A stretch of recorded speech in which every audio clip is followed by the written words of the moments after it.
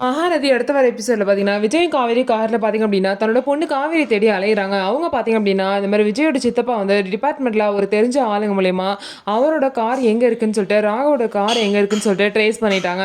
அந்த கார் காஞ்சிபுரத்துலேருந்து சென்னைக்கு போற வழியில வந்து போயிட்டுருக்கு அப்டின்னு சொல்லவும், அந்த கார வந்து ஃபாலோ பண்ணி எப்படியோ போய் கண்டுபிடிச்சிடணும்னு சொல்லிட்டு, அவங்க அத ஃபாலோ பண்ணிட்டே போறாங்க.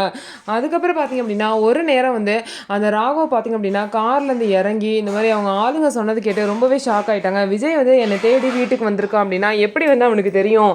நான் தான் வந்து குழந்தைய கடத்தினேன்னு எப்படி கண்டுபிடிச்சான்னு தெரில அப்படின்னு சொல்லிட்டு அந்த டென்ஷனில் காரை விட்டு இறங்கி ஒரு இடத்துல பேசிட்டு இருப்பாங்க. அந்த லொக்கேஷன் ஒரே இடத்துல காமிக்கிறனால நம்ம அங்கே போயிடலான்னு சொல்லிட்டு விஜய் காரை ஓட்டிட்டு அங்கே போகிறாரு. அங்கே போய் பார்த்தா ராகவ் வந்து அங்கே ஒரு காரில் வந்து நிற்கிறான்.